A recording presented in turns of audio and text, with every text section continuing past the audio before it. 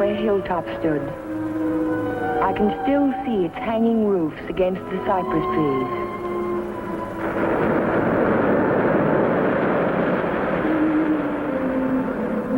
But Hilltop is no more. There is only a scar of jutting rock where once its windows glittered in the California sun. My Aunt Amelia's house still stands next door. I was a welcome guest within its walls, but to me it will always be a house of fear. I was afraid that Sunday morning in September. I was afraid before the doorbell rang.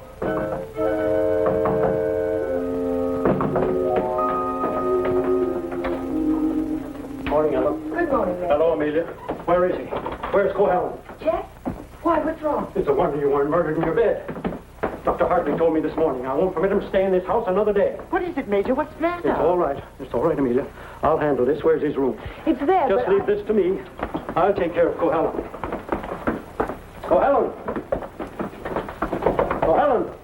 Are you in there?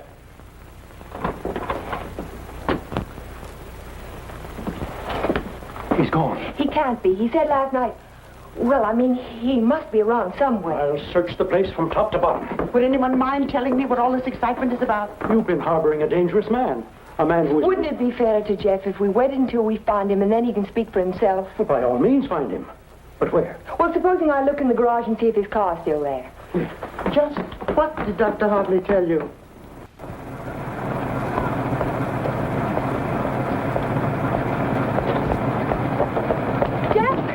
Jeff, are you in there? Jeff! Jeff, are you all right? Major Badger, hurry up! What's the trouble? What's the trouble? What's wrong? Jeff, I'm sitting in the motor. Oh, my. Oh,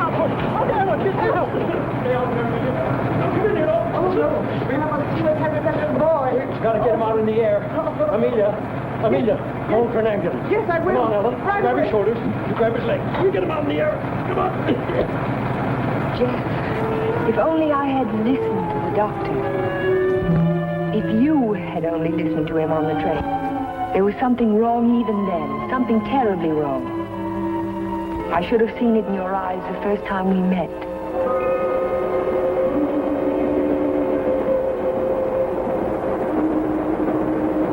Well, hello, Jeff. Oh, hello, Doc. Patient in Los Angeles, or were you just doing the town? Oh, medical dinner at the Biltmore last night. What have you been up to? I spent a couple of days at the General Hospital. Those dizzy spells again? Nothing serious, I hope. When I need a doctor, I'll come to see you. I was getting some technical stuff for the Veterans Hospital I'm working on. Didn't I hear somewhere that Ben Shepherd donated the land for it? That's right. Join me in a cup of coffee? No, thanks. I've just had breakfast. I'll see you later then. Oh, Jeff, Yes? I don't like those recurring periods of depression of yours. Why don't you come in and let me give you a checkup? One of these days.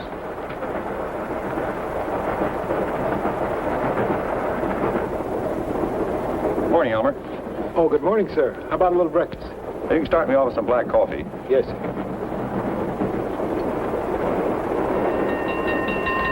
May I? Yes?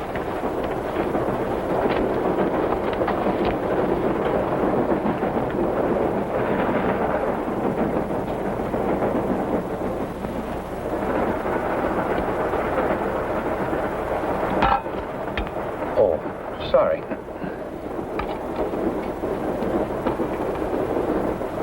Go ahead, throw it. I've just saved the train from being wrecked. By throwing salt over your shoulder? Oh, by showing proper respect for the powers of darkness. Powers of darkness. What have we here? A disbeliever? Let's see what the tea leaves say about you. Your coffee, sir. Oh, thank you. There's a trick my grandmother taught me. She learned it from an old witch in Ireland. And so you've been drinking coffee ever since? That's beside the point. I see your name scribbled on the bottom of the cup. It starts with an L, doesn't it? It does not. Ah, but it does. The tea leaves never lie. I see it now. L-N. Your name is Ellen. Isn't it? Yes. You'll not be so quick to scoff now, will you? Now, let's see where you're from. I see a large body of water. Not so large as an ocean, but the next thing to it. Now, what could that be? Lake Superior. It's the largest lake in America. And you're from Lake Superior? From Minnesota. Now we'll go into your destination. It's Pine Cliff, of course. You wouldn't be on this train. But where in Pine Cliff? I see here an old woman and the letter A. Now, let me see. The old woman is standing in the garden and she's talking to her neighbor. So you're going to the city, she says. And what train will you be coming back on? Saturday's train, he says. Then you'll have a pleasant companion, she says, for my niece Ellen is coming to visit me and she'll be on Saturday's train. You see, the tea leaves never lie. And neither do the tea bags. But how will I know her, I says to Amelia. Sure, now, she says, just look around the parlor car and the prettiest girl there, that'll be Ellen Foster. You're a real Irishman, aren't you? You've obviously kissed the blonde stuff. Kissed it, she says. I wear it on my watch fob. And just from what part of Ireland do you come? Flatbush.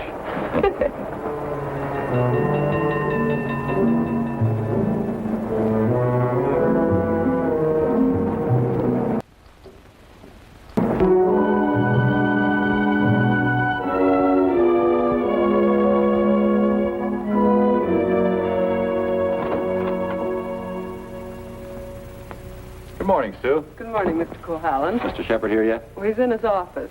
Thank you. I think this would be an ideal site for the beach club, don't you, Keith? Yeah, it certainly would, Ben. Busy, Ben? Oh, come right in, Jeff. Well, we bring the road in here and divide this section into 2-acre lots. And hold out this area for the golf course. Right. How are you, Ben? Hello, Jeff. How was the trip? Fine, thank you. I bought you a little present while I was in Los Angeles. Found it in an antique shop. Hi, Jeff. Parents? It's a map of an old Spanish land grant. Say, that is an antique. Here's the Ibarra territory. My grandmother's grandfather, he lived right there. That was before California was a state, wasn't it, Ben? It certainly was. I keep forgetting how long your family's lived here. Only since 1820. Really? Come in. Pardon me, Mr. Shepard. What is it, Mac? Well, Sue told me you were in here. Did you take any blueprints with you when you went down to the city? No, why? Why, the rear elevations are missing. They can't be. I put them in a file Thursday. Well, they're not there now. Well, there must be. Come on, I'll help you look for them. See you later, Ben. Thanks for the map, Jeff. Glad you like it. Jeff seems to be getting awfully absent-minded lately, doesn't he? Yeah, the boy works too hard. Maybe so, but... Say, that's quite a map, isn't it? Oh, it's a beauty. Look, here's our beach. That's the old Spanish name for it, Costa del Rey, the coast of kings.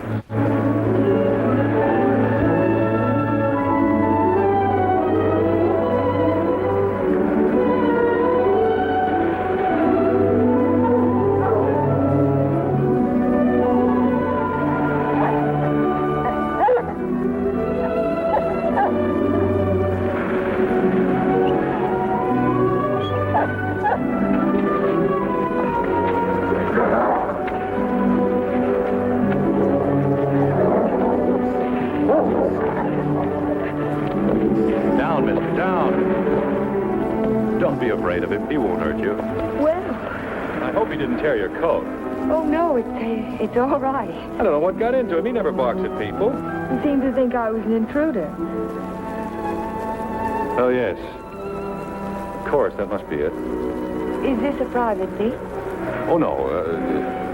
It's just that there was someone who used to sun here beside this rock. Well, I'll forgive him this time. I must say you own a very particular dog.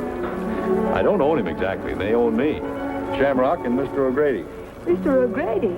Isn't that an odd name for a German Shepherd? Well, it's Herr von Gradenstein on his papers. I translated. Well, I guess I ought to go home. I'll walk along with you.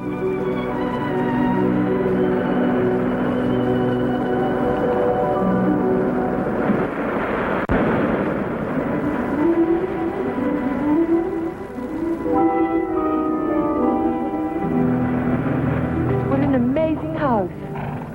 Don't you like it? Yes, I think I do. It looks as if it had wings. As if it could take off and fly across the sea. That's the effect I was striving for when I built it. You built it. My house. It certainly belongs exactly where it is, doesn't it? Yes, I think a house ought to blend with its environment. If it's built in a valley, it should crouch between trees. It's on top of a hill, it ought to be part of the sky.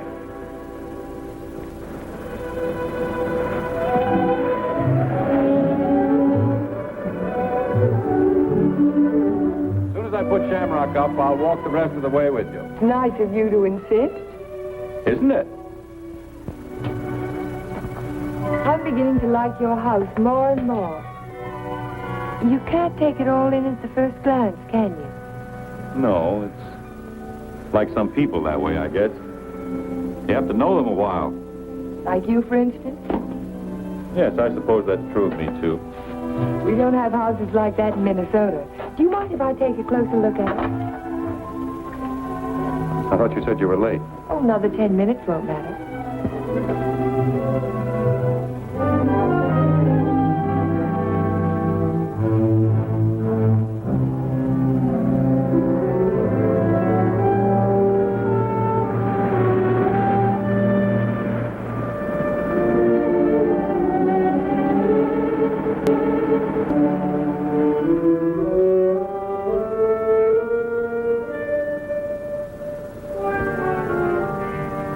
May I go in? Why, of course.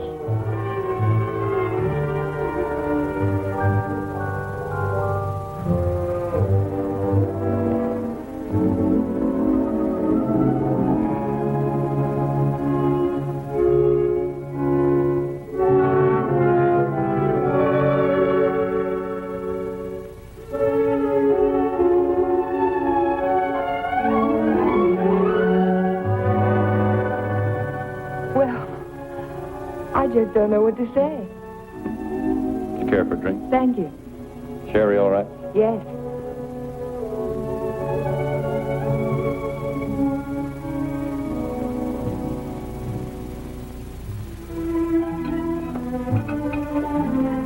What an unusual picture.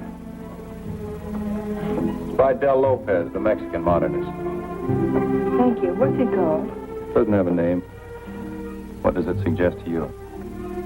Well, it's not real, but then it's not real either. It might be a garden in a dream. It might be. Or he dreamed of the girl who belonged in the garden. That's pretty good. And then she became more important than the garden, and perhaps that's why she's out of proportion. Perhaps she did. Perhaps that's why a woman gets out of proportion to a man. I really don't know anything about modern art. There isn't anything to know about it. It's like music. Its form doesn't have to copy nature to please the senses. Or does it? We were talking about art. I was talking about figures. Are you interested in figures? I have a Sivigliano. You have a what? Sivigliano, an Italian sculptor. I bought one of his porcelains with my first fee. Would you like to see it? Yes, I would. Where is it? Over by the window. Come on, I'll show it to you. This is my good luck charm. It's called Hotai, the Chinese goddess of chance. Sivigliano always...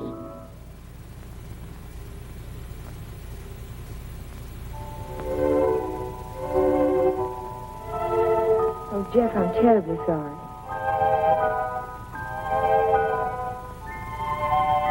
Can it be mended? No, it's beyond mending. Well, Aunt Amelia may be worrying about me. I suppose I should go home. Yes, I suppose you should.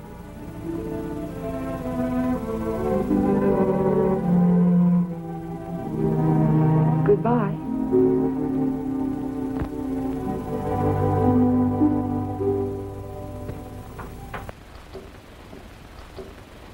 Hello, Miss Foster. Is Aunt Amelia at home? I didn't see her go out. Ellen. Oh, hello, Aunt Amelia. Were you afraid I was lost? No, I was sure you could take care of yourself. But it was getting late. And I was afraid you'd forgotten about the dance at the country club tonight. Of course not. I just ran into Mr. Cohalan on the beach, and I stopped by his house for a glass of sherry. You were inside Hilltop? Why, yes. You don't disapprove, do you? After all, I'm a little old to need a chaperone. But no one's ever been inside Hilltop before, No one. except Jeff. Funny. He built it for his bride. Then there's a Mrs. Cohalan. No, Vivian was killed the night before the wedding. How awful.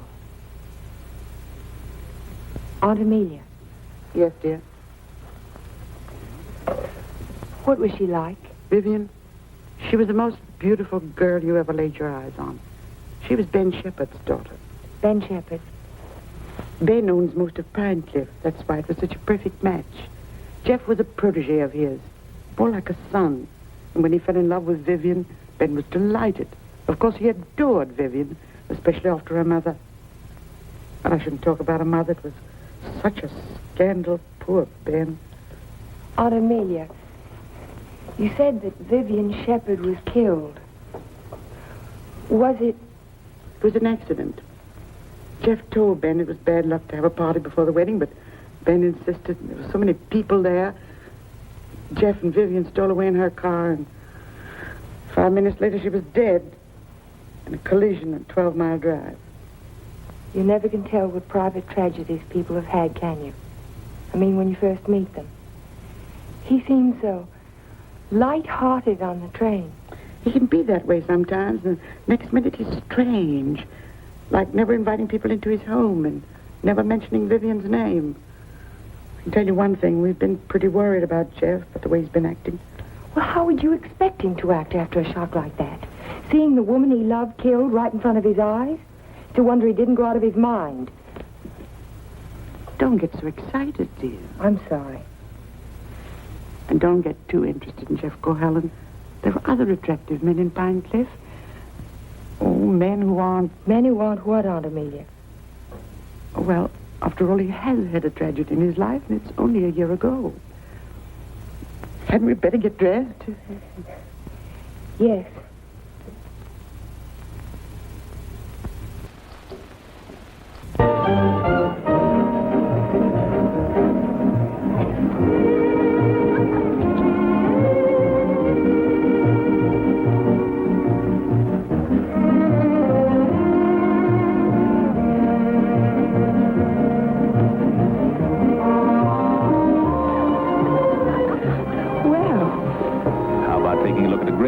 California Mall, huh? I can see it through the window. Yes, what I had in mind was a personally escorted tour. Think of my reputation, Mr. Ferris. But I am thinking of it. A new girl in town seen walking with me in the moonlight, why the stag line will give you a rush. I never encourage stag lines. There's no future in them. Well, in that case, we'll sneak out quietly, huh?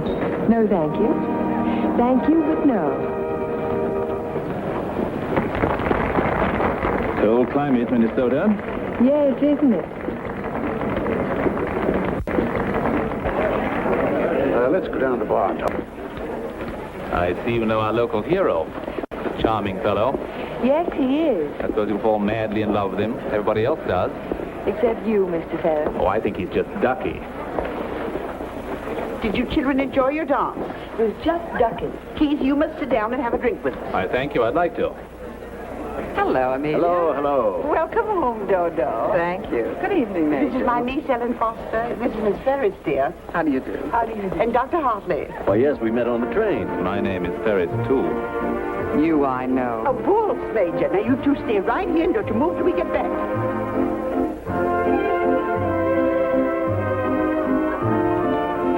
Miss Foster, the only dance I know is a waltz. Will you risk it with me? I'd love to, Dr. Hartley. And how were things at the separation center? Did you have a good time? Reno is delightful. I received my discharge papers yesterday. You'll get your copy in the mail. Well, that calls for a celebration, doesn't it? It certainly does. In that case, I'll take you down to the bar and buy you a drink. Oh, really? Oh, come now. We're civilized people, aren't we? Well, I guess it can't do any harm. You know, I think it ought to be a lot of fun, now that we're not married anymore.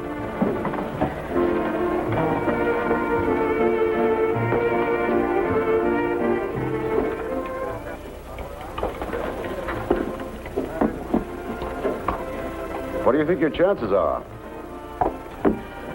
Ben, I built more hospitals in the South Pacific in 1 year than the average architect will see in a lifetime. The only competition I'm worried about is Talbot and Talbot. Huh? Not that I can't compete with them professionally, but they seem to know how to play the political side of it. Well, that won't count here. I hope not. Anyhow, I'm indebted to you for a crack at it. I merely suggested that they invite a local architect to submit plans. Jeff, you're looking pretty seedy. Sure you haven't been working too hard? Well, it's been a pretty hectic week, Ben, but we finished up tonight. Plans are all wrapped and ready for mailing in the morning. Hello, Ben, you old darling. Hello, Dodo. Hello, Jeff. There's an admirer of yours looking for you upstairs. Who's that? A girl by the name of Foster. You seem to have made quite a score. Aren't you speaking to me, Jeff?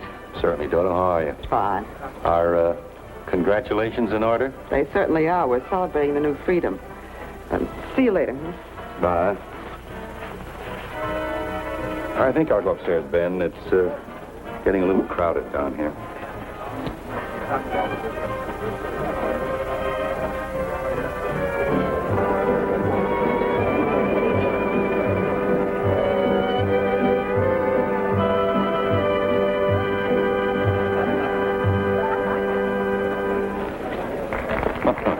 Too long? I'm completely exhausted.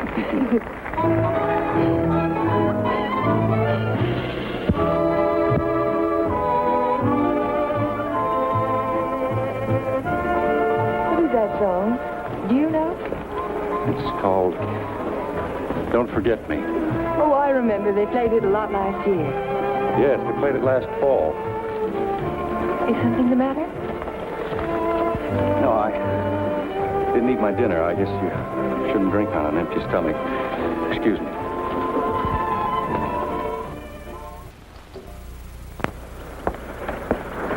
Here, Butch. Such a little animal, and yet he's got an appetite as big as mine. Well, Jeff doesn't answer. Oh, maybe he left early. But he looked so worried last night. Well, supposing he's ill and there's no one to take care of him. After all, dear, Jeff's a big boy now. Oh, how nice. We're invited to Ben's Fiesta next week. He gives one every year.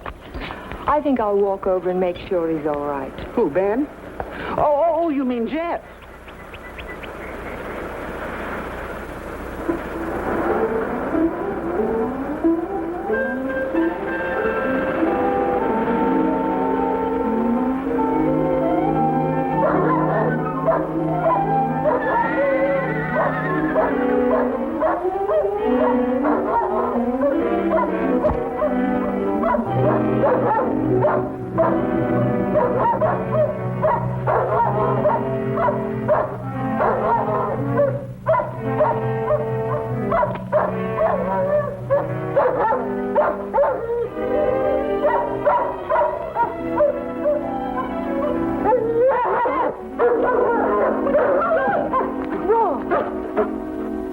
Look at his right front leg. It's shattered. Poor Shamrock. I hate to have to destroy him. How did it happen? I don't know. I don't know how it could have happened. You better wait for me outside.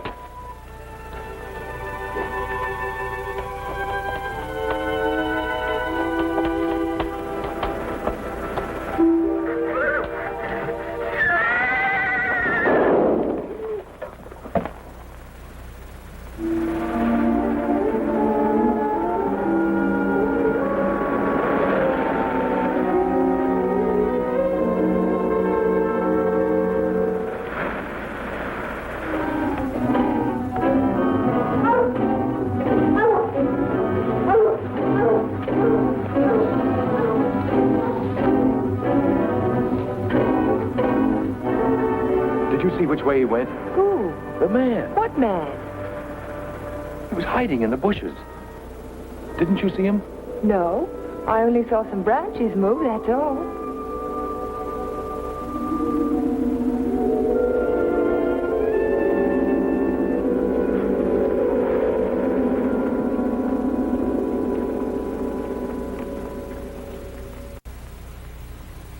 I've never seen lovelier roses.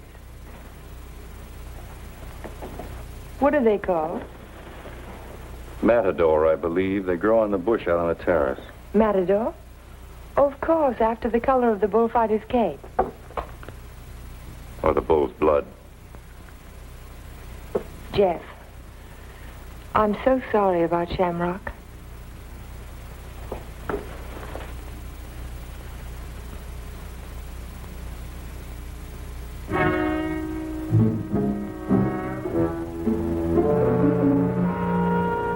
Helen, you better go now. You're not safe with me. Do you understand? I suppose I don't want to be safe. Please go now. I'll call you later. All right, Jeff.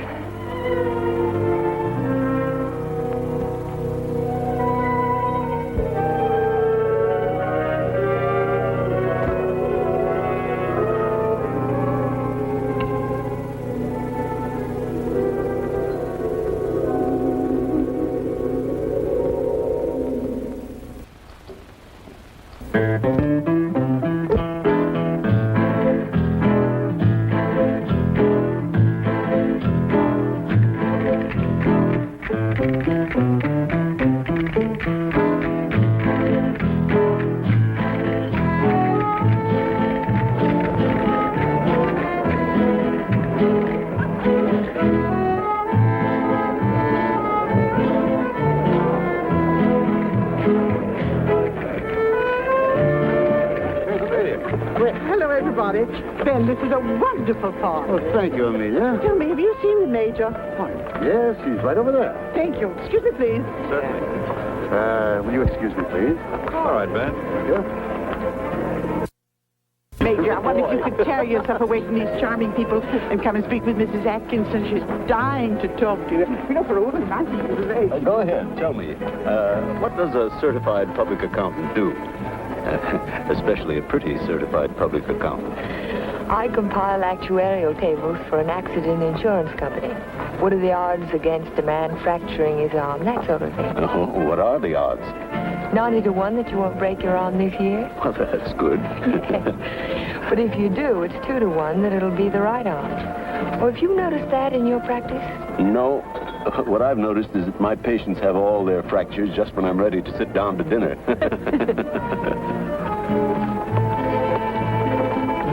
Hey, you. Come here, man. I want to talk to you. Si, senor. Didn't I see you around my place last week? Me? Me, no, senor. I'm sure I saw you hanging around my stable. Me? No, senor. Some other fellow, but not me. Just a minute. All right, go ahead. Well, I wonder what that was all about. Oh, the morning after the dance, I went over to see if Jeff was all right, and there was a prowler behind a bush. Did you see him yourself? No, but Jeff did. Oh. Cigarette? Thank you. Did you ever compile any figures on the incidence of mental diseases for your insurance company? No, they weren't on our list. Interesting subject. Who's sane and who isn't? Hard to tell sometimes. Do you know anything about paranoia? It's a form of hallucination, isn't it? Delusions of persecution. Starts with an inability to withstand stresses. Normal person experiences misfortune, throws it off sooner or later. But if a person is psychotic to begin with, he may start to imagine things. He might even begin to imagine there's a conspiracy against him. That's when he gets dangerous. Do you have a specific case in mind, Doctor, a person that you're treating? No, it's out of my field. I'm a general practitioner, not a psychiatrist. Senor Doctor. Yes. Lady call on telephone, very sick. You come right away? Did you get the address? Si, senor. Oh, thank you. Forgive me, please. Of course.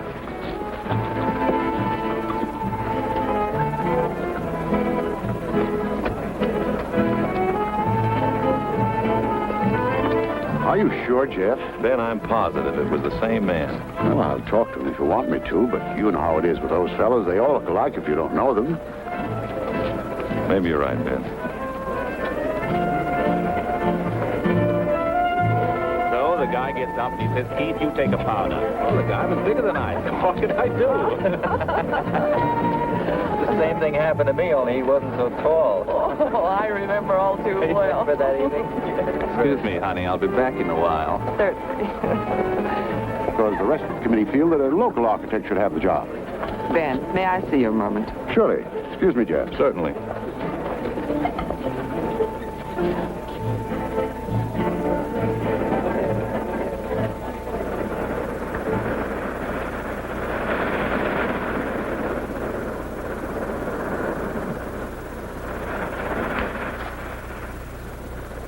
Well, if it isn't Miss Icicle from Minnesota.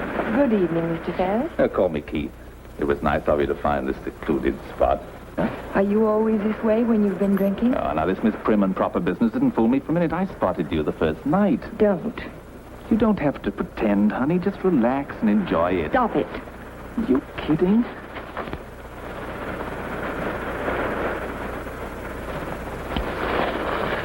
Jeff. Hello, Galahad. Been playing Peeping Tom? Get out. Don't be ridiculous. As I was Would you saying, mind honey, leaving us alone? Jeff, please I'd like to don't. have a few words with him. Privately. If I ever catch you around Ellen again, I'll run you out of Pine Cliff. Galahad, you frighten me. I'm warning you, I mean it. Keep away from her. I know too much about you. So what? You'll never open your mouth. That's the beauty of it. It's your story, and you're stuck with it. I don't have to open my mouth. I can close yours. What are you two boys arguing about? What does anybody ever argue about? Politics. Oh, politics. Keith, will you do me a favor? Dr. Hartley had to leave on an emergency call. Will you see that Dodo gets home? She has a little headache. I'd be glad to. Ben, don't you think maybe I'd better? Look, I pay her alimony. I'll take her home.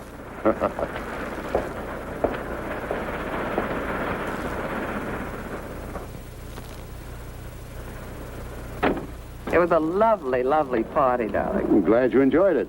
You're sure I can trust you to take her straight home? Oh, the car knows the way, Ben, all by itself. Good night, then. Oh, Ben. Yes? It might be a good idea to keep an eye on Jeff tonight. See that he doesn't drink anymore. He was getting a little out of control. Thanks, Keith. I'll watch him. Good night.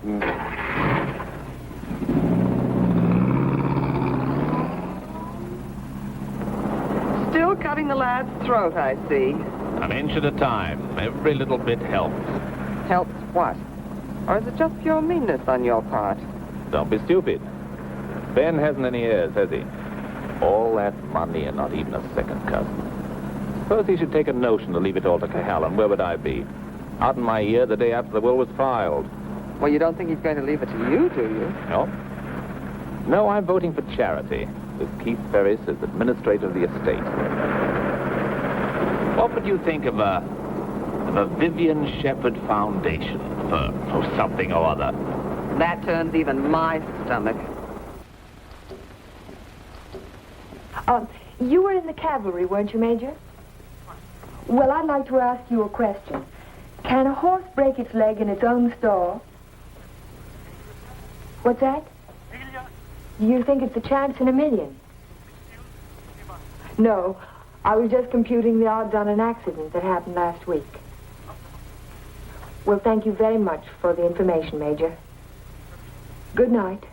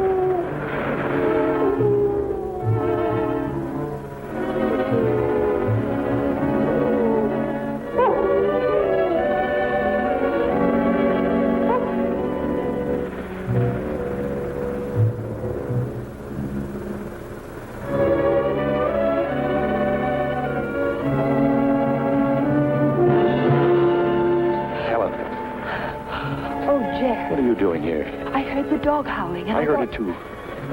Could you tell where it came from? No. It's around here someplace, but I can't locate it.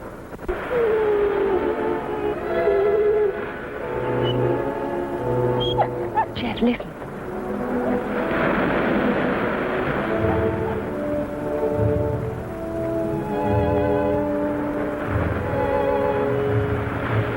What's the matter, mister?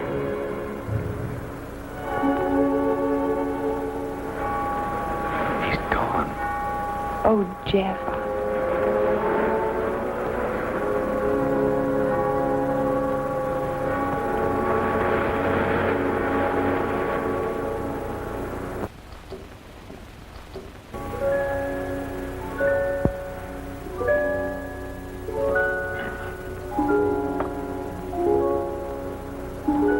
Well, that's about all we can do tonight. Jeff.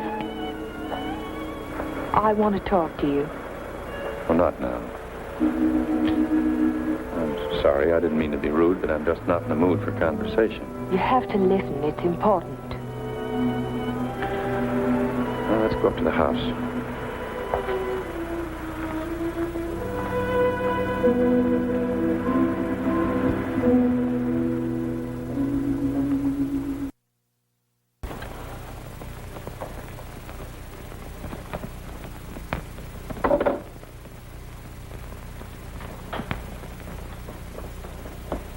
All right, let's have it.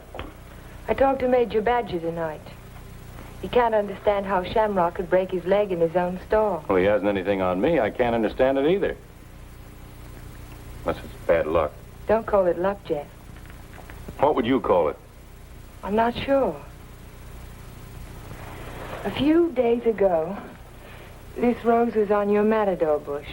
It was alive and beautiful. Now it's dead. Was that bad luck, or was it cause and effect? You picked it, so it died. I didn't pick it. The whole bush died overnight for no reason. There must be a reason. There's always a reason for everything. Is there? Maybe you can give me a reason for this. Take a good look at it. It looks different. Is it the way the light hits it? It isn't the light, it's the colors. Look at it again. Oh, I see what you mean. They faded, haven't they? All the life's gone out of it. Your rose bush died. Your painting fades. But have you ever had a common, ordinary fall, Jeff? What do you mean? 65% of all accidents are falls. Falls down a flight of steps, falls out of a tree, falls off a ladder, or in a bathtub. But nothing of that sort ever happens to you. It's too ordinary. Your kind of accident has to be unique. What are you driving at? Your bad luck, Jeff. It's a little too bad to be true. Your porcelain figure fell off the table while nobody was in the house. Shamrock broke his leg while he was in his own stall. Now your picture fades. It's too bizarre, Jeff. The impossible can happen, but not over and over again. Are you trying to tell me they didn't happen? No, they happened all right, but it wasn't luck. Can't you see the pattern that runs through all your accidents? Shamrock, Mr. O'Grady, your picture, your statue, your rose bush, and the collision on the highway last year. That's when it all began. 6 accidents, and every one of them killed something you loved. Do you know what the mathematical odds are against a run like that? 1 billion to 1. Are you telling me they weren't accidents at all? No, I'm only trying to tell you that lightning can strike twice in the same place, Jeff, but not 6 times. You mean you think that all of these things have been planned by someone? Someone who hates you, who's trying to destroy you. Who could it be, Jeff? I don't know. We'll find out. We'll go back to the beginning, the night that Vivian was killed. We'll talk to the policeman who reported the accident. We'll find the garage they took the car to. We'll ask 1,000 questions about the accident and about Vivian. Ellen. We'll start tomorrow morning. We'll look for witnesses. Ellen, wait a minute. Perhaps the ambulance driver will remember something. I'll find him and I'll talk to him. You won't talk to anyone. Well, why? Why won't I? Because I don't want you to. But, Jeff... Listen to me. I don't want you asking questions. I don't want you investigating anything. This is my affair. I'll handle it my own way. I was only trying to help you. Well, now you've let me know where I stand. You don't want any help from me. All right, then, do it your own way. Ellen, listen to me. Just don't let any black cats cross your path. And if you see a horseshoe, pick it up and spit on it and throw it over your shoulder. That ought to take care of everything. Ellen.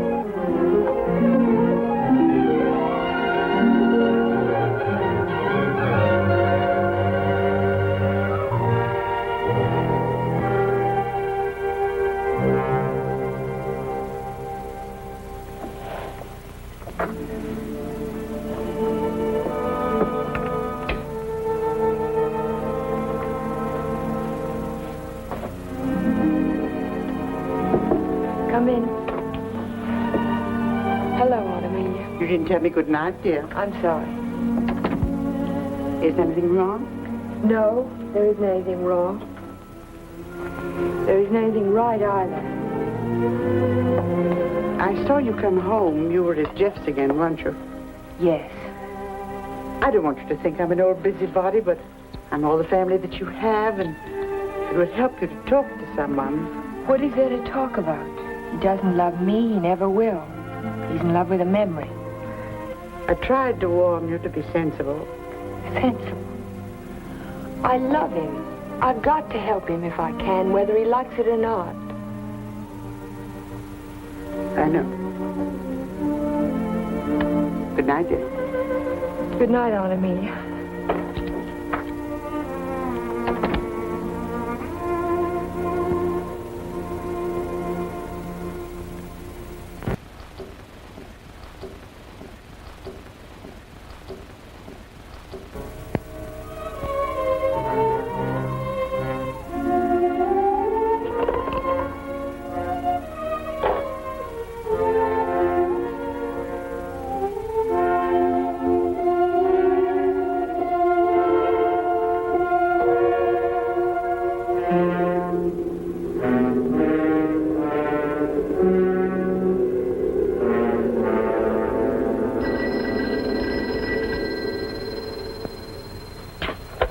Hello? Hello, Jeff. Oh, yes, Ellen.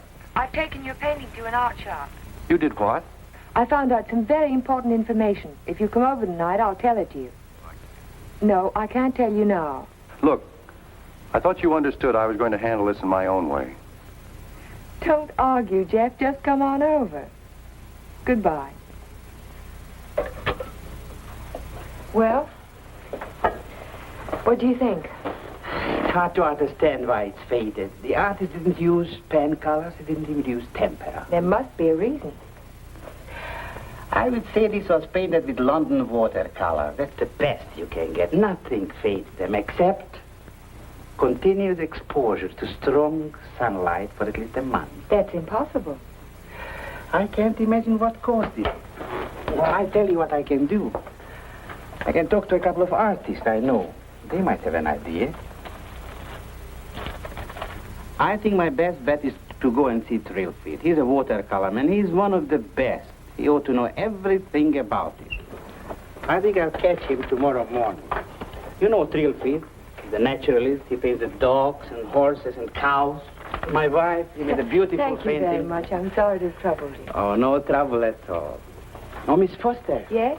I just remembered something. Years ago, I framed some pictures for a painter by the name of Torres, Vicente Torres. One of the paintings was an old lady playing the guitar. It was a watercolor. And it faded? The man who bought the picture took sun lamp treatments that winter, and he took it on a couch right under the painting, and he was mystified why the color faded. So Vicente found out that the rays from the sun lamp broke down the pigment. Can you remember the name of the man who owned that picture? I don't think I ever knew.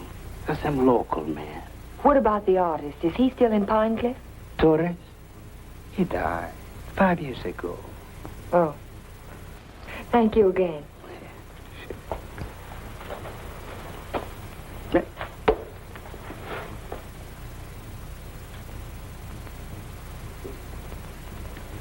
Very strange. Have you told anybody else about this? Of course not. But someone in Pine Cliff knows that you can fade the colors out of a painting by turning a sun lamp on it. If we can find out who owns that picture, Jeff, the portrait of the old woman with the guitar... What would it prove? If somebody wants to destroy a painting, there must be 100 easier ways of doing it. That's not all. Read this.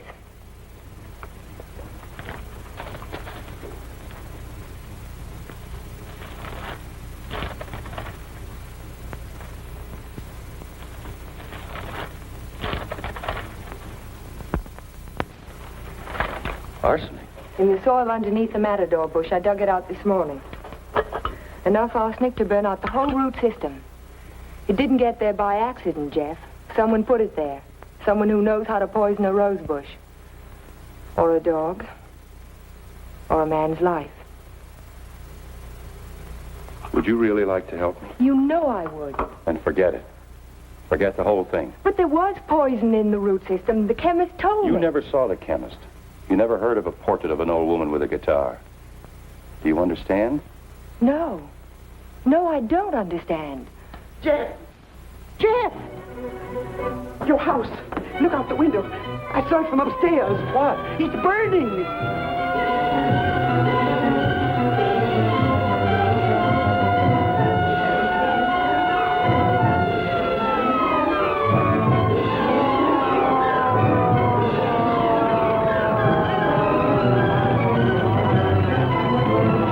Sorry, we won't be able to save much, Mr. Cohalan. The fire's got too big a stern.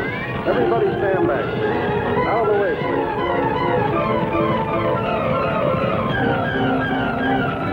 Hello, Jeff. A lovely fire, isn't it? You know, you can see it for miles.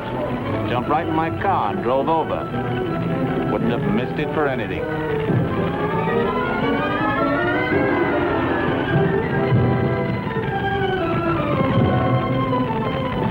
I'm so sorry, Jeff. Such a beautiful house. I'm glad it's gone.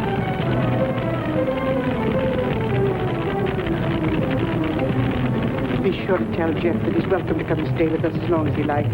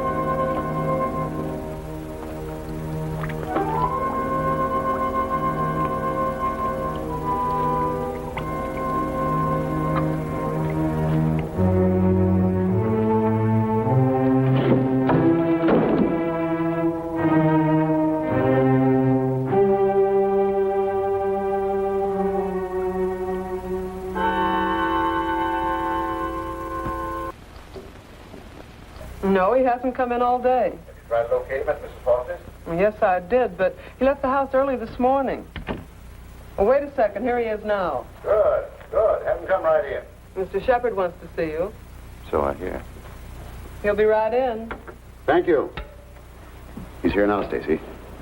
Hello, Ben. I didn't mean to keep you waiting. It's quite all right, Jeff. I'm terribly sorry about what happened last night. I know you are, thanks. I wouldn't bother you about anything today ordinarily, but Mr. Rogers here just came to town. Stacy Rogers, chairman of the hospital committee. Oh, of course. How are you, sir? Glad to know you. This is the Jeff Cohalan I recommended to you. Yes, we examined your plans last night, Mr. Cohalan. Good, clean, modern lines. Thank you. I'm sorry we couldn't give you the job. You couldn't, what? I was just about to tell you, Ben. We decided on Talbot and Talbot. You did? Well, this is a surprise, Stacy. Which was it, Mr. Rogers? Politics or stupidity? I beg your pardon. If they'd given it to Magruder or Chesney and Pike, I wouldn't have said a word because I know the boys would have gotten a good, modern hospital. But Talbot and Talbot haven't had a new idea since Burnham did the Flatiron Building. Oh, now, take it easy, Jeff. Oh, they're not architects. They're political finaglers. Maybe you can tell me just one detail in their plan that was an improvement over mine. Name just one.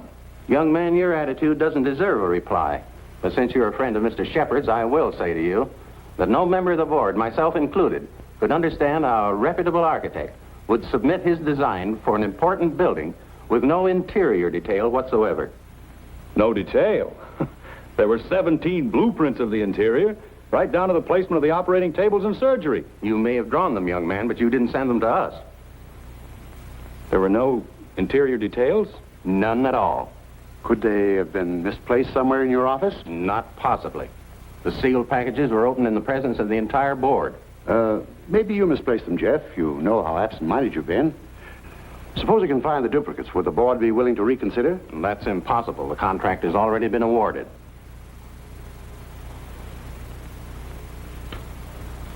Well, this is quite a shock, Stacy. I felt sure that Cohalan would get this job. Oh, I'm sorry, Ben, but you understand my position. Jeff, you weren't going home without me, were you? Without you? You told me to drop in at 5:30 and you'd drive me home. Do you remember? I'm not going home now. Oh, is anything wrong? Everything's wrong. Come on, let's get out of here.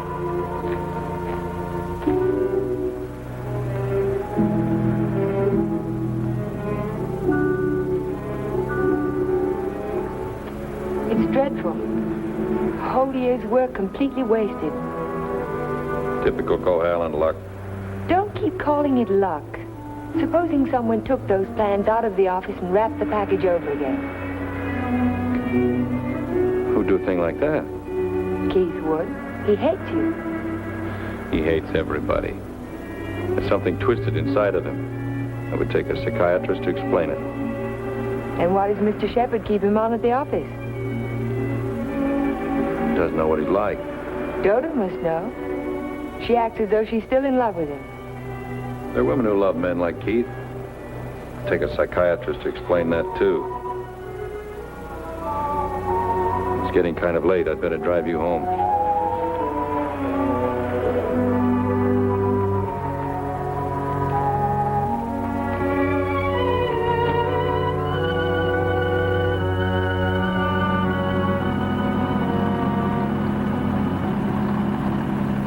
Isn't this near where...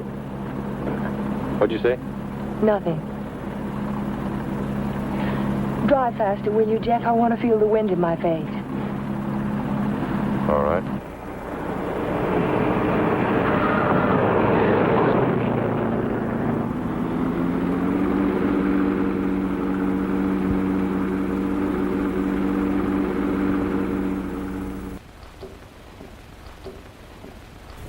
Here you are, Miss Foster. 296 Hall Street, Fall River, Massachusetts. Thank you very much, Sergeant. Just one thing more. The accident happened on 12 Mile Drive, didn't it? That's right. Just 3 miles from Pine Cliff. Thank you very much. Traffic department. Miss Foster. Who? Just a minute, please. Oh, Miss Foster. It's for you. For me? Hello? Miss Foster? This is Dr. Hartley. Oh, hello, Doctor. How on earth did you know I was here? My office is just across the street. I saw you go into the police station as I parked my car. Are you in trouble, Miss Foster? In trouble? Why, no. I mean, not exactly. I think you better drop into my office. Can you come over right away? Well, I have a long-distance phone call to make first. Well, just as soon as you complete your call. Yes. I think I could come by in about 20 minutes. Thank you.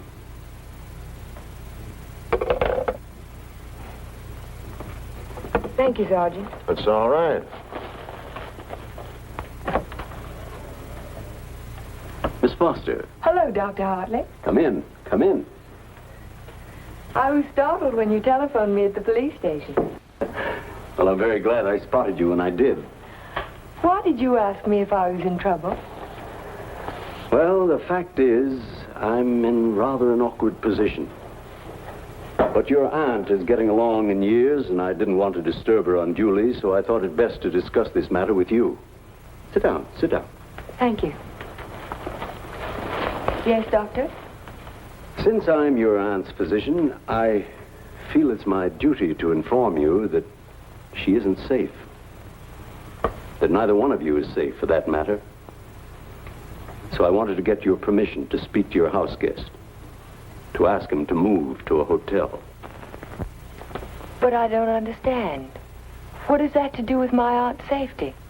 Yes, I was afraid you'd ask me that. The fact is, you're forcing me to take an unethical action. The man isn't my patient, and even if he were... Whatever it is you're trying to say, Doctor, why don't you just go ahead and say it? Yes, you're quite correct. I'll come to the point. Let me say that I believe your house guest, Mr. Cohalan, is definitely paranoiac. He seems to have all the obvious symptoms of delusions of persecution. If that's true, then you and your aunt are in a hazardous position.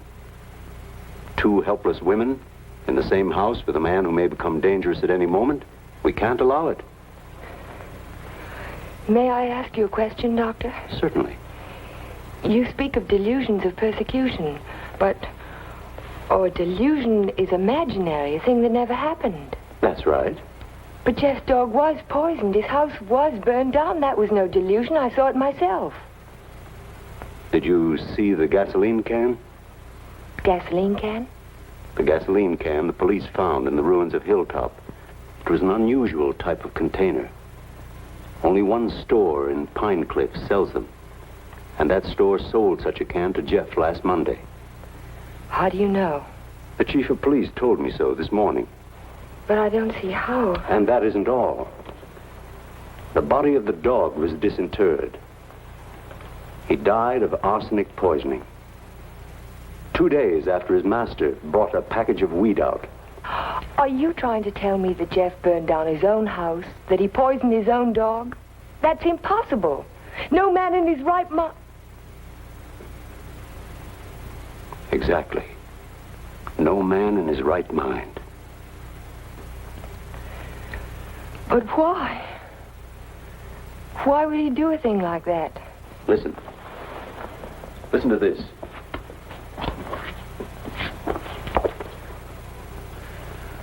Once the feeling of guilt is firmly established in the subconscious, the patient may do injury to himself as a form of penance or self-imposed retribution. Such actions may be taken without conscious volition and will often disappear entirely from the memory stream, so that the patient is later unaware that his injuries were self-inflicted. That's my theory. That Jeff is suffering from feelings of guilt, and he's unconsciously punishing himself for it. Guilt? You keep talking about guilt. I don't understand you. What is he guilty of? His fiancée was killed in an automobile accident a year ago, and he was at the steering wheel at the time. It would be an unusual man who didn't reproach himself under those circumstances, even if he was blameless. And if he thought he was responsible for the death of the woman he loved, if the thought began to prey on his mind, it's rather an obvious theory, isn't it? Yes. Then I have your permission to speak to him. I'll be as tactful as possible. No, not yet. Not until Friday. Friday? I've got to have time to think about it. I'll be very careful, but promise me you won't speak to him yet. Well, I can't force my opinions on you, Miss Foster, but I must emphasize as strongly as I can that delay can be dangerous. Extremely dangerous. I'll be very, very careful, Dr. Hartley. I hope you will, Miss Foster. Thank you.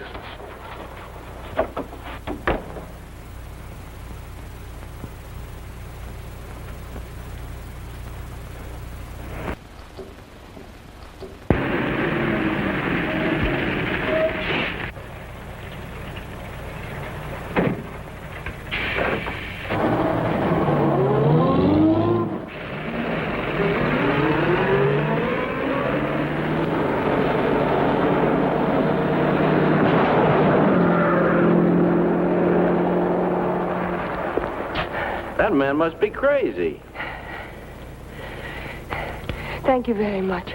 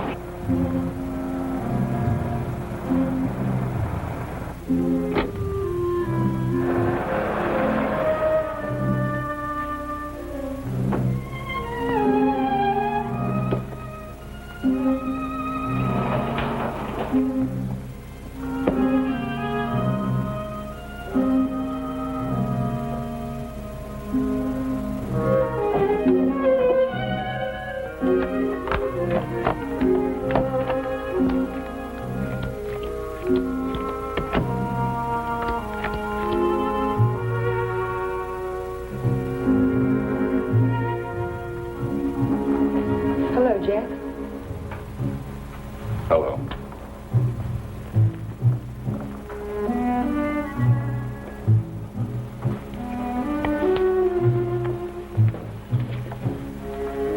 Jack of spades. Is that bad luck? Like a black cat? A dead man's card. Oh? Is there a card for a dead woman?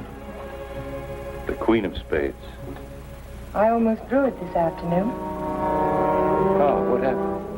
Oh, I just gotten off the bus and was waiting to cross the street and a car nearly ran me down. It almost seemed to be trying to. Did you see the driver? No. I was too busy trying to get out of the way. What kind of a car was it? A green convertible. Like yours. Except the top was up. You've got to get out of here, Ellen. You've got to get out of Pine Cliff right away. Why, Jack? Because something else is going to happen. I can feel it. It might happen to you. I'm not going to leave, not now. I'm warning you, Ellen. It's no use, I'm not going. You're asking for trouble. Am I? And I'll really ask for it.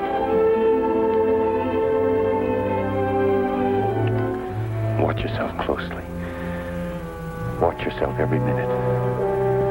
Don't trust anybody. Not even you? Not even me. Well, I think I'll go to bed now. Major Badger said he'd come by in the morning and take us to church. You won't forget what I said. You'll be careful. I'll be careful.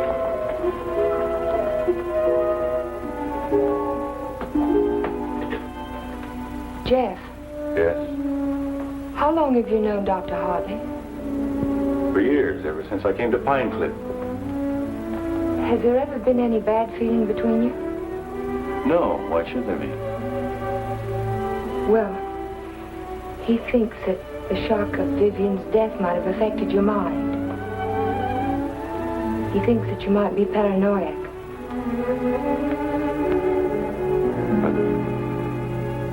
You don't think so, do you? No. I don't think so. Good. Good night, Jeff. Good night, Ellen.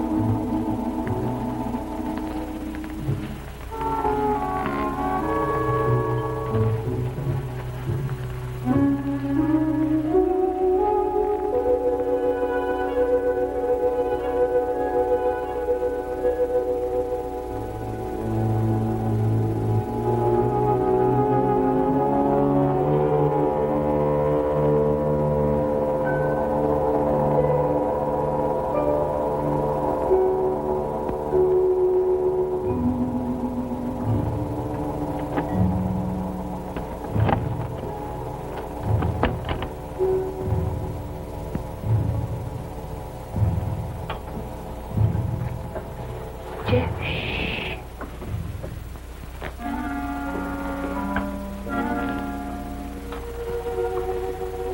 I had to see you again. I wanted you to have this. Don't be afraid to use it if you have to. I want you to wait for me tomorrow morning. Tomorrow morning? You mustn't leave the house. You mustn't leave the house without me. Promise you won't. All right, Jeff. I promise. You won't forget when Major Badger arrives? No, I won't forget. Good girl. Good night.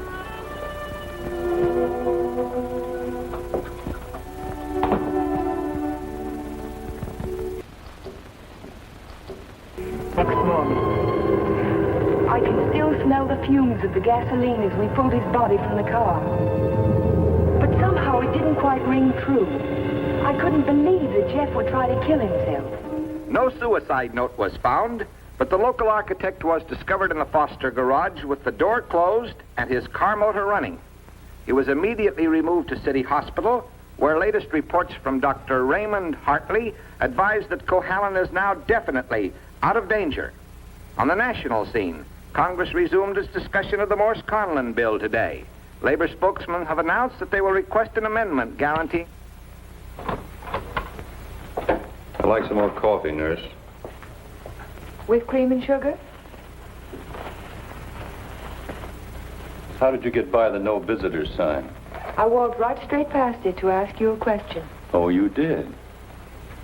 Well, suppose you walk right straight past it again, going the other way. Not till you've answered my question. Would you rather I rang for a nurse? Oh, you weren't that way on Saturday night when you needed me. I made you a promise then and I kept it. Now I think you owe me the answer to one question. Just one. Well, I won't ask you why you came to my room that night. I know the answer to that one. Oh, you do? Certainly. You wanted to make sure that I'd find you on Sunday morning before the motor ran too long. You probably didn't start it until after the major rang the doorbell. You don't miss much, do you? You counted on that, too. You knew that when we couldn't find you in your room, I'd think of looking in the garage, no thank you, to see if your car was still there. You have all the answers, haven't you? All except one. Why did you fill those buckets with gasoline? Fill the buckets? Oh, you saw that, too? Yes.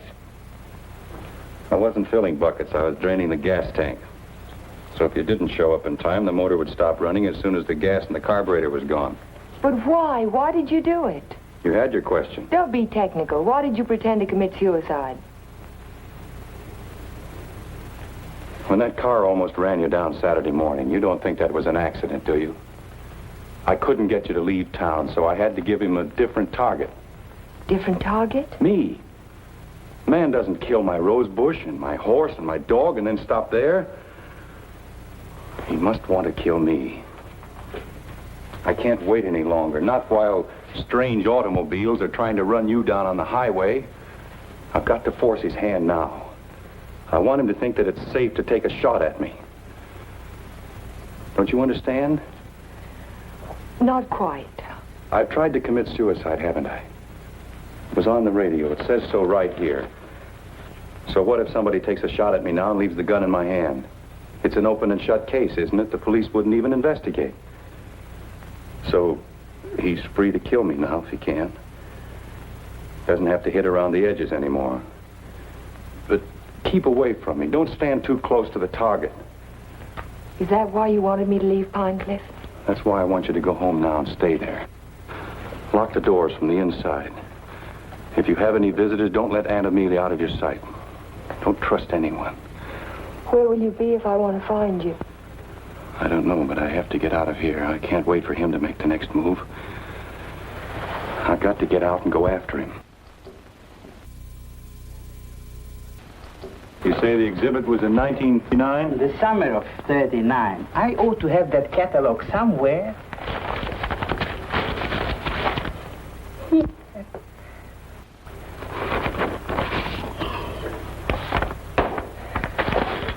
Here we are.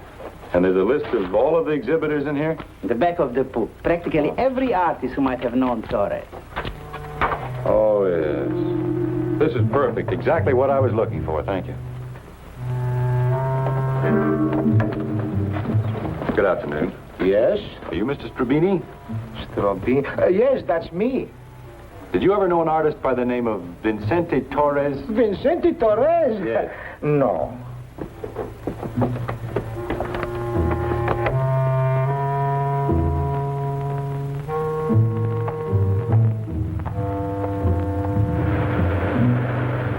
Vicente Torres? Certainly I knew him well. Watercolor man. No sense of depth. Do you recall a painting he did, a portrait of an old woman with a guitar? An old woman with a guitar? Don't believe I ever saw it.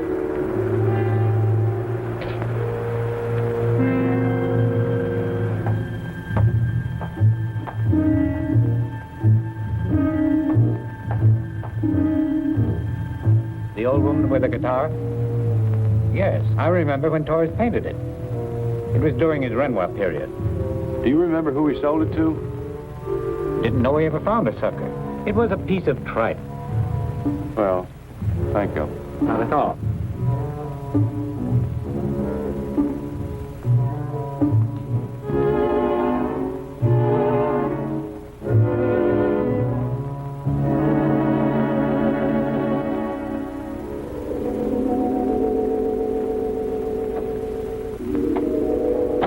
Why, Mr. Cohalan, Hello, Sue. you had a few phone calls. Anything important? I don't think so. A man named Carter called. Said he was a friend of an artist that you knew. The name sounded like Boris. Was it Torres? Could be. Did he leave a number? No. He said he'd call back around 6. What's after that now? When Mr. Shepard's anxious to see you. He's still in the office. Okay. Shepard Estates. Oh, yes, just a minute. Mr. Carter. Hello? Yes, that's the man, Vicente Torres. Do you remember a watercolor he painted, a portrait of an old woman with a guitar? You do? Do you remember who bought it? You're absolutely certain? Oh, thank you.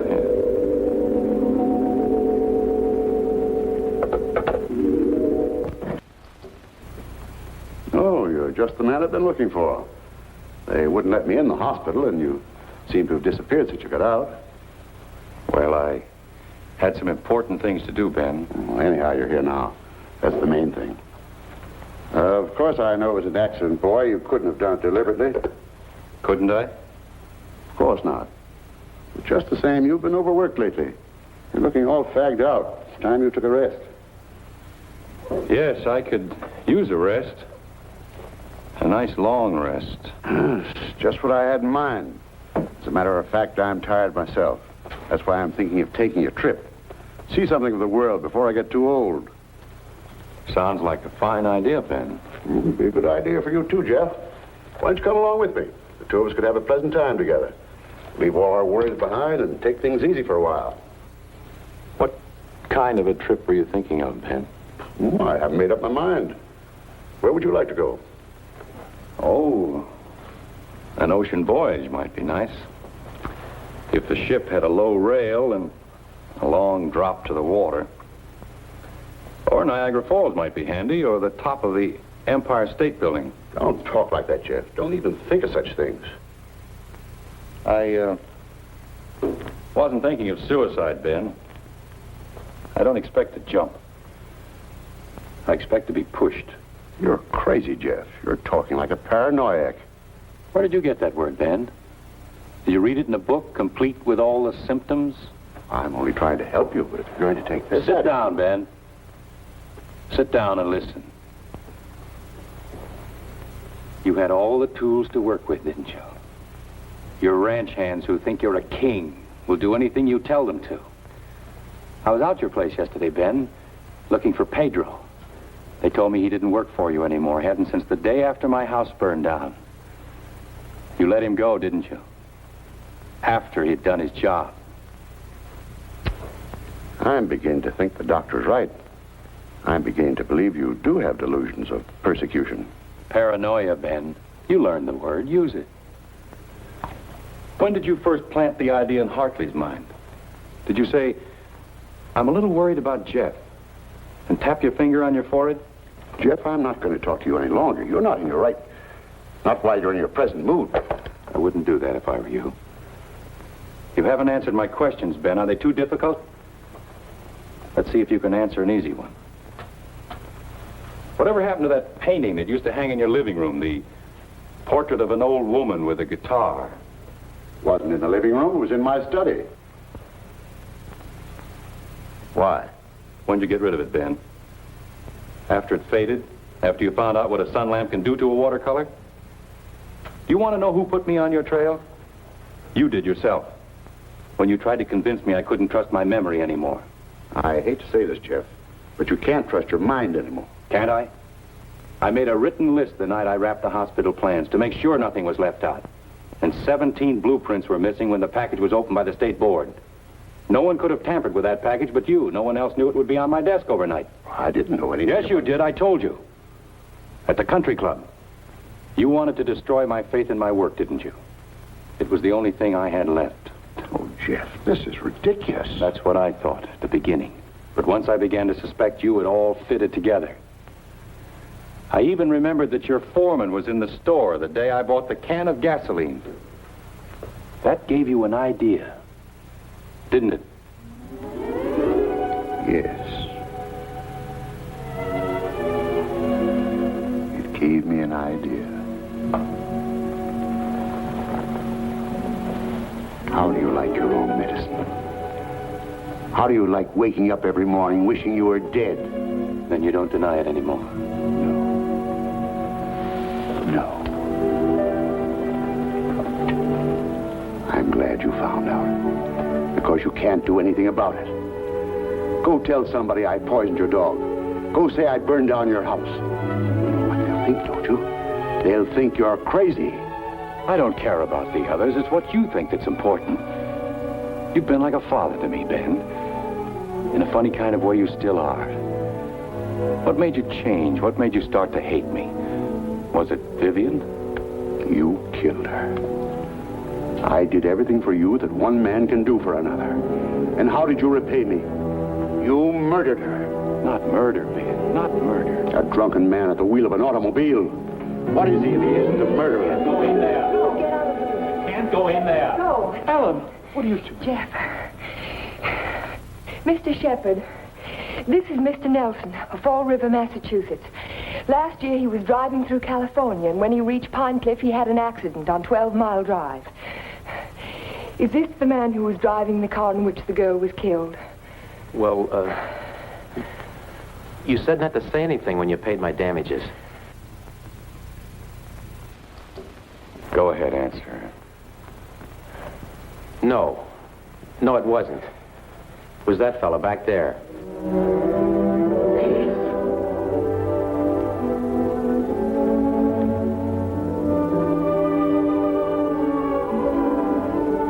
Thank you, Mr. Nelson.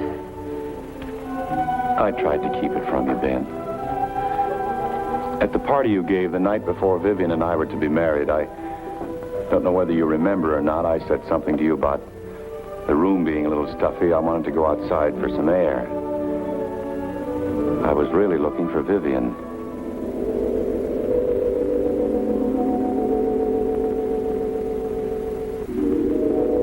I found her, all right. I heard them talking to each other. It wasn't anything new, Ben. It had been going on for years, all the time I was overseas. He was telling her why he'd never marry her. He couldn't. Dodo wouldn't give him a divorce.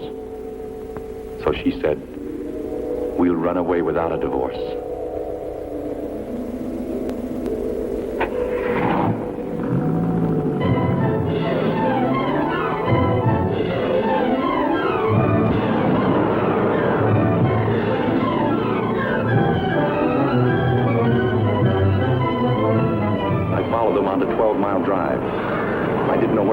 But I knew I had to stop them if I could. He was going as fast as the curving road would let him.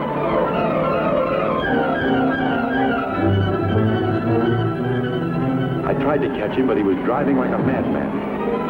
We were coming to the fort where 12 Mile Drive meets the highway. I saw a car approaching on the main road. Ferris didn't see the other car. I knew what was coming, but there was nothing I could do to stop it.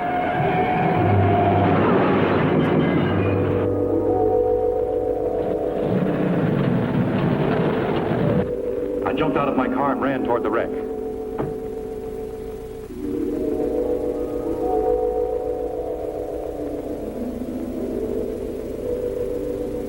He said, do something for her. But there was nothing anyone could do for Vivian. There was only one thing left to do for anybody. I told him to take my car and get away from there.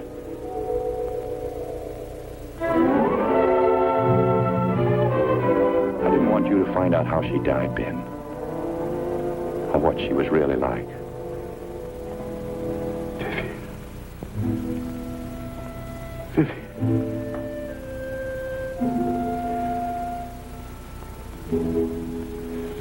I'm sorry you had to know, Ben. Even now.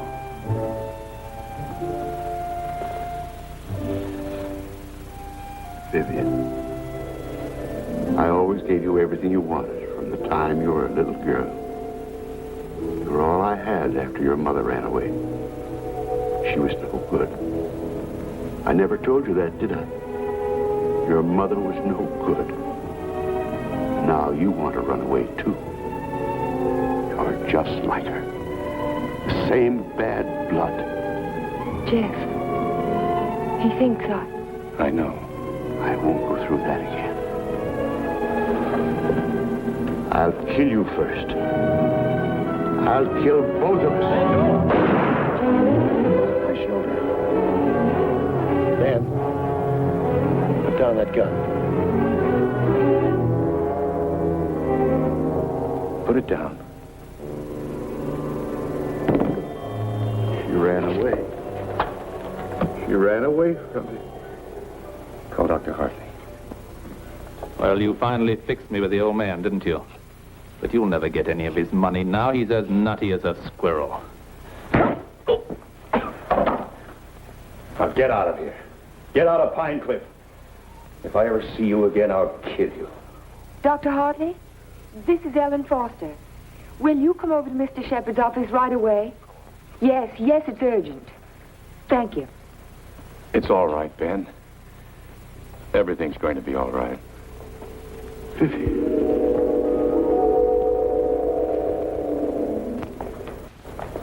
Well, Doctor, will he live? He's healing beautifully. No infection, no complications, simple perforation of the deltoid. And all the time I thought it was my shoulder. You won't need that thing anymore. Good. Yeah. He'll be as good as new in a week. Tell me about Ben. Well, Amelia, Ben was the psychopath, of course, from the beginning. I ought to have suspected it, of course. Now he's had what the psychiatrists call a catharsis. He's brought his troubles out into the open. Ellen helped to bring them out when she phoned Fall River. He'll be all right now, in time. Well, I'm very happy to hear that. Well, I hate to drag myself away, but the ill and injured are waiting. I'll see you to your car, Doctor. Bye, Ellen. Jeff? Goodbye, Dr. So long, Doc. And now, young lady, suppose you come along with me.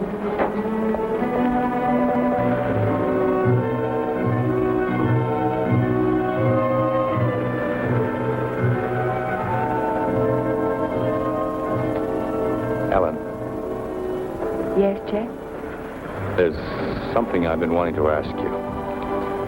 Yes, Jeff? How in the world did you ever find that fellow from Fall River? Oh, I found him in the traffic accident records at the police station. What made you think of him? The way you drove your car on 12 Mile Drive the other night. You could never have driven so recklessly with me if you'd been at the wheel when Vivian was killed. Not on the same road in the same place at the same time of night. You're pretty smart, aren't you? No. Yes, you are. You're very smart. No, I'm not. Oh, yes, you are. No, because I thought that you loved her. I thought you loved her all the time. I never really loved anyone.